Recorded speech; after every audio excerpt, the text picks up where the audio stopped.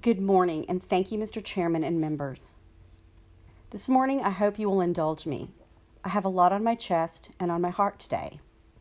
We all knew that when we took on reform that it would be hard, that we would face challenges, that we would have to engage in uphill battles, that at its core we were engaging in nothing less than a full shift in culture, that we had to use an arsenal of science and best practice to build something that would endure, that to succeed we had to win hearts and minds, a lot of hearts and minds.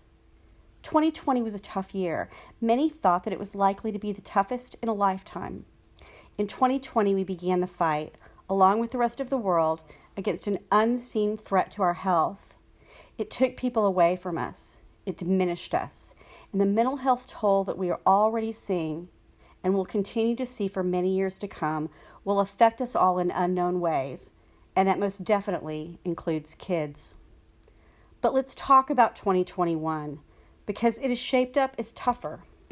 There's been a lot on our table, heavy things, but let's take them one by one. For those of you counting, there are 4. First was the legislative session and the continued need for significant reforms. On the heels of the economic hit of COVID, we walked into session with a plan to take reform to the next level. Better salaries for direct care staff, smaller facilities, more resources for probation to increase sustainability. After a 5% reduction in the prior year, we also took hits to the budget that were unable to advance our larger reform efforts. As you know, in 2007, our state started a roll toward reforming the juvenile justice system. They eliminated misdemeanors for state care. They invented great programs like diversion and regionalization. But let's be clear, there's more to do. In the last meeting, I talked fairly extensively about balance, the need for any juvenile justice facility to strike a strong balance between the number of kids and the number of people consistently there to take care of them.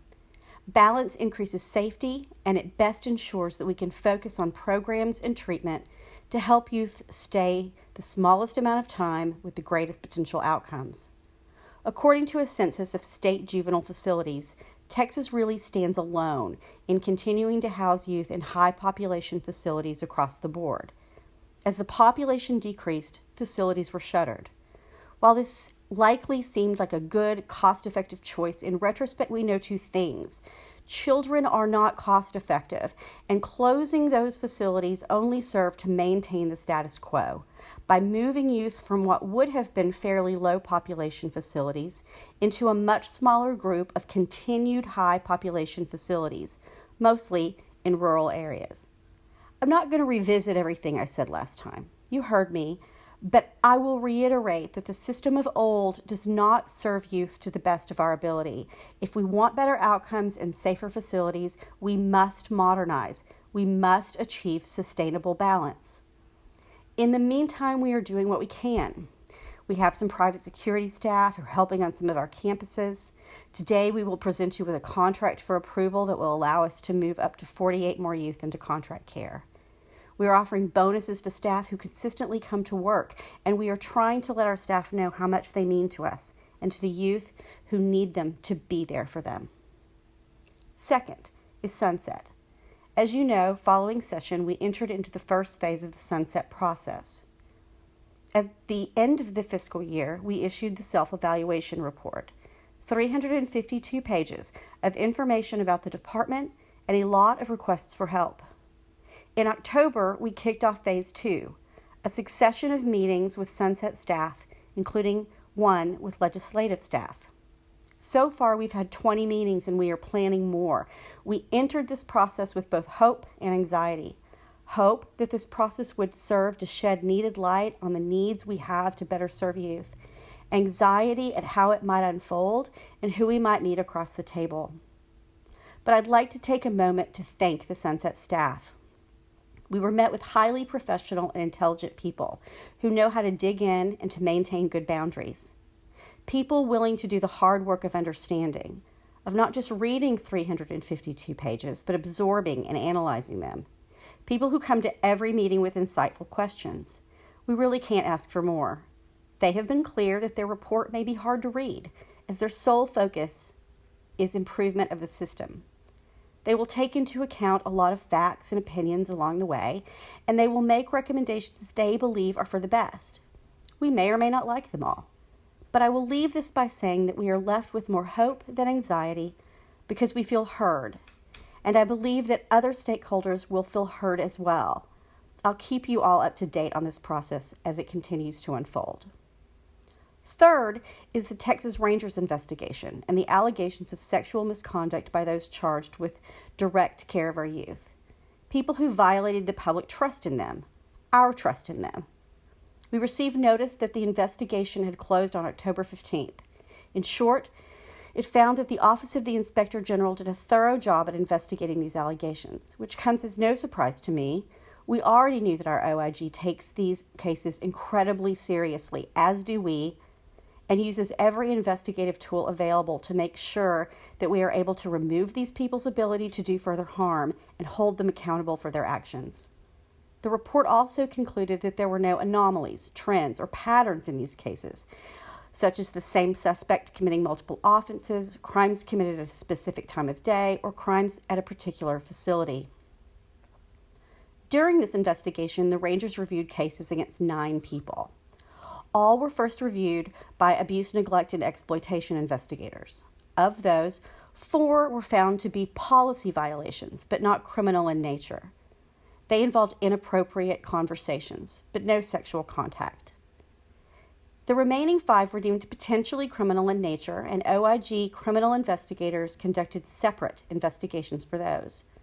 Of those 5, 1 was determined by the prosecutor's office to not warrant criminal charges, and in another case, prosecutors determined there was not sufficient evidence to pursue criminal charges.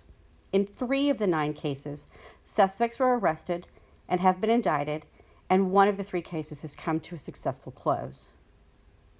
I'd like to talk for a moment about what happens in these cases, including what we try to do to avoid them. TJJD conducts criminal background checks on potential employees with very high standards. Depending on the campus, this screens out between 10% and 25% of applicants. TJJD also uses a research-based assessment to determine fit with the job and risks related to several areas, such as ability and attitudes needed to avoid crossing boundaries or engaging in harsh or aggressive responses to youth, among others. This screens out another 17% of our applicants. As you know, we implemented body cameras along with our overhead cameras in 2018. This allows for a variety of things, including improved evidence for OIG investigations, our ability to conduct random or targeted reviews of staff, and our ability to tie allegations or concerns to a time and date and review either camera footage or to determine that the staff member turned off their camera, which is grounds for discipline or termination in and of itself. These allegations arise in a variety of ways. They can be staff reports, youth calls to the IRC or OIO, information found by OIG in reviewing other cases, or discovered by TJJD through other means, such as routine camera reviews or after reviewing cameras when we have concerns about boundary issues.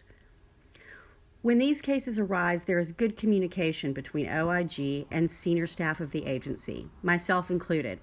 The staff member is immediately removed from working with youth, generally as a suspension. In certain cases, we may place a staff member in a non-contact role until OIG can interview them and fulfill other initial investigative needs and then implement the suspension. In continuing conversations with OIG, we will then make a decision to terminate employment once there is a belief that that misconduct occurred. Usually, all of this happens the same day or very soon thereafter. Staff are required to report issues to the IRC, and just to make sure that our staff have a full ability to report issues, even those they have no evidence of, even if they just feel something may be wrong, TJJD also has its own Crime Stoppers program. We take this failure by a person entrusted to help and protect youth very seriously. We move quickly, and when an arrest is made, we inform the public and media on the same day. I wish I had a crystal ball that would allow me to look into the hearts and minds of people to determine if they're capable of these acts.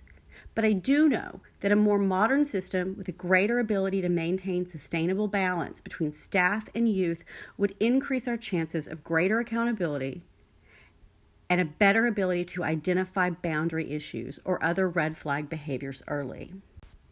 Fourth is the recently announced Department of Justice investigation. We have received a letter from them regarding the opening of the investigation.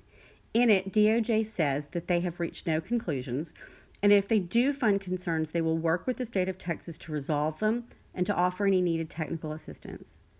While the impetus for the investigation is unknown to us at this time, the concerns listed in their letter are similar to those of a letter sent to DOJ in October 2020 by Appleseed and Disability Rights of Texas. When we know more, we'll let you know. Recently, someone who works at the Capitol asked me if I ever thought about leaving the department as these issues arise. Wouldn't something else be healthier for my stress level and my life? My immediate answer was no. That all I had to do was look around me at the amazing team assembled, who are all passionate about reform and who desperately want to move Texas forward in ways that will best serve the youth in our care. A team that keeps at it every day and keeps pushing forward no matter what. A team that does that in an environment where what we so often hear from the outside is negative, with little interest in the positive, in our true needs, in our need for modernization and reform, and the obstacles we face in getting there. And then I consider the kids. Even on the most stressful days for me, for our team, we support each other. We help each other through. We do what we do because most of us know that no matter how stressful it gets for us, what our youth have been through in their short lives is often unimaginable. The trauma they have faced, the hurt they have endured, the damage done to their brains and their development is likely more than we could bear. We want to give them the best chance possible to move forward on a path that helps them to heal from trauma and engage better with the world around them. Yes, many of them committed offenses that will forever impact their victims. But it is our job to hold both what they have done to others and what was done to them in the same hand. To see the whole child, including their potential. They matter.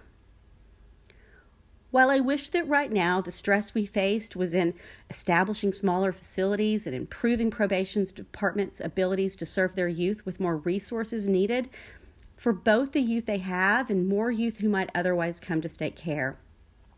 We will take it as it comes, because at the end of the day, I believe we will succeed.